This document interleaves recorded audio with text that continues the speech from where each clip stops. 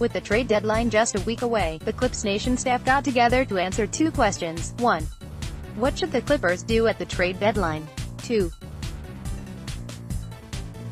What will the Clippers do at the deadline? Sabrina Merchant. 1. In order to maintain their cap flexibility for 2 max players this off-season, the Clippers can't take on any future salary. Therefore, unless they enter the Anthony Davis sweepstakes, the only thing the team can do is sell off their veterans, Beverly, Bradley, Boban, Gortat, for future assets, likely second-round picks, though finding matching expiring salary will be challenging. LA really should clear up its backcourt rotation to find more minutes for Shai Gilgeous-Alexander, and potentially Jerome Robinson. They are 2 of the only pieces who will assuredly be on the roster next season, and it makes sense to showcase them for potential free agents. 2. I don't think the Clippers will do anything. But if they do, it will be a move to acquire a more solid big man to help the team make the playoffs and thus end LA's first-round pick obligation to Boston.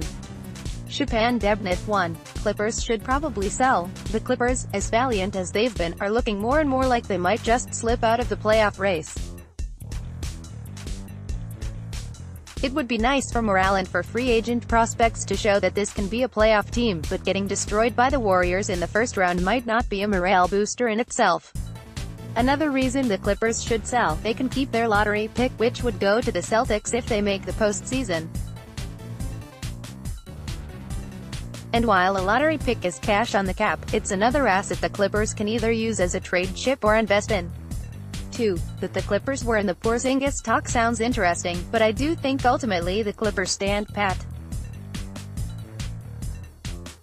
I do think management values a playoff push, so outside of a home run move, the team is probably looking for a short-term upgrade with a flexible contract.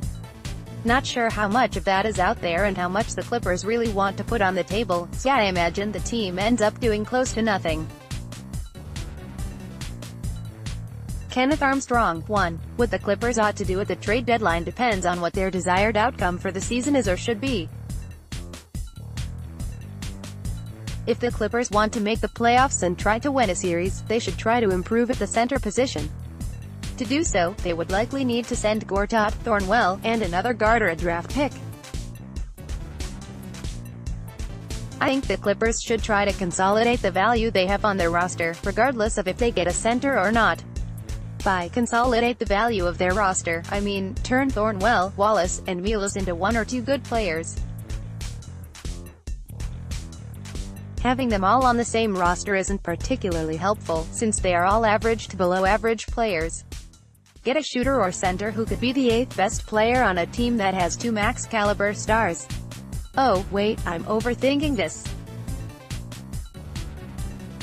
They should trade Avery Bradley to an Eastern Conference contender for a draft pick. Please. 2. I don't think we will see much at all. I know Lawrence Frank and Jerry West get a lot of praise for turning the Clippers front office around, but that doesn't mean they are always going to be active in terms of transactions. I could see Milos getting dumped so he can go back home to Europe, or the Clippers trading one of their many guards for an expiring contract. I just don't see anything happening because I am not convinced that the Clippers organization cares about making the playoffs. If not, they know the off-season is what's most important. Chris Merck. 1. This really depends on how the Clips feel about the rest of the season. This whole year has been defined by win now, but if we don't, it's not all that bad, as they keep their first-round pick if they aren't in the playoffs and are still hopeful Kawhi or KD are coming. If they want to stay in the playoff race, they absolutely have to buy. The Clippers need a starting center badly. Gortat simply isn't getting it done, and Trez is too small to play 35 minutes a game. Preferably, the trade would involve moving AB and a future pick for a solid starter. 2. Ultimately, I think they will stand pat. I think they are resigned to either getting the 7th-8th spot or just missing out because more eyes are on the future at this juncture than competing in the immediate. While making the playoffs would look better for Foz, I don't think it's completely necessary. Teams know the Clips are institutionally solid, are in the biggest NBA market, have and possess a good roster of young potential. I hope we get a center and move AB, but it seems unlikely. Eric Patton, 1. If there is a deal that can net you a player who trumps Tobias Harris as the team's no. 1 option on offense without crippling this summer's salary cap flexibility, then do it. On Thursday night, Harris, hours after an All-Star snub, displayed his unreliability in meaningful moments. Yes, I'm fully aware that he knocked down a tying three-pointer to send the game to overtime, but I also watched the previous 47 minutes and 2 borderline catatonic possessions in overtime. If he's in the Clippers' future plans, he needs to be considered a third option, not a 1 or 1A. If that means dealing Danilo Gallinari or Harris to upgrade, and you can do so before February 7, then I'm all in. 2. In terms of decision-making and the impact it could have on the future, this is one of the trickier deadlines the Clippers have faced in their current era. Say what you will about Neil Olshey's time with the team, but one thing that he constantly talked about was accumulating and cultivating assets. The Jerry West, Lawrence Frank regime seems to embrace that line of thinking, so it would seem that being bargain shoppers or sellers at the deadline would be most appealing. I think they will monitor some of the bigger names, Anthony Davis and Jimmy Butler, but might find dealing someone like Avery Bradley for a draft pick would be more in line with their immediate plans. The big moves could be coming in July. Max Jeffrey, 1. The Clippers should be looking to sell as the trade deadline approaches. First, I think the time is right to sell high on Danilo Gallinari. It would be ideal for the Clippers to head into the offseason with the flexibility to chase 2 max-level players and add a great supporting cast, and Gallo's deal makes things pretty tricky. It's doubtful his health and production continue through the remainder of this season, or the 2019-20 season, for that matter, if the Clippers do keep him.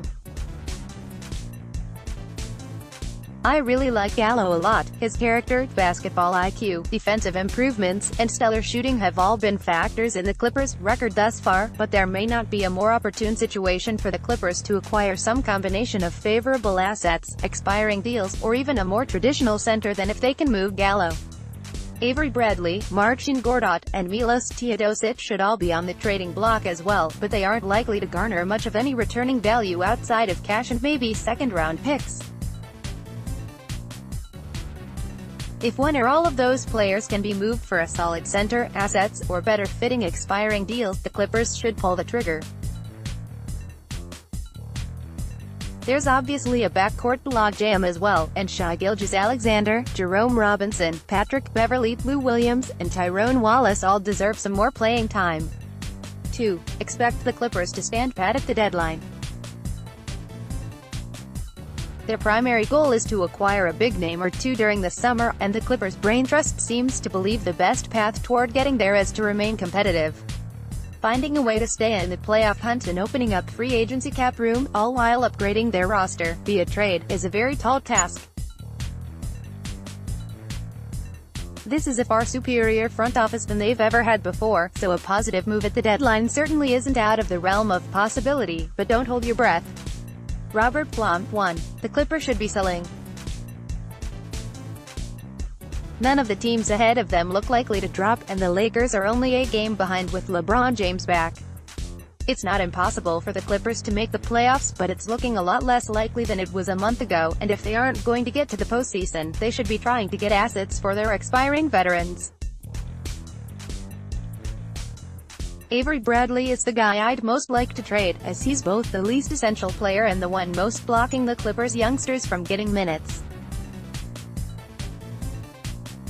Flipping Bradley, Sindarius Thornwell, and a future second for a veteran center would work, as would swapping Gortat for Bradley. Dwayne Dedmon is probably the best available guy on the market for what the Clippers are looking for, but they'd probably have to add a bit more value to get him. A riskier move would be trading Danilo Gallinari. Gallo has been phenomenal this season, but his health was never going to last, and the Clippers will need to move him this summer to create space for superstar free agents anyway. Moving him would truly tank the Clippers' season, but he's recouped much of his value, and they could quite possibly get some real assets for him from another playoff team. 2. I don't think the Clippers do anything. They seem to be focused on the playoffs, and while an upgraded center would help there, the Clips value their veteran guards more than fans do. Additionally, there really aren't that many guys who fit the bill the Clippers are looking for, with most of the available players being wings. While a small forward could get some minutes on this roster, what with Luc Mbah still seemingly nowhere near a return, a wing isn't a pressing need. The Clips don't want to add any salary that will carry into next season, which further limits their options. The most likely would be some kind of Milos Teodosic dump, but that's essentially a non-move at this point.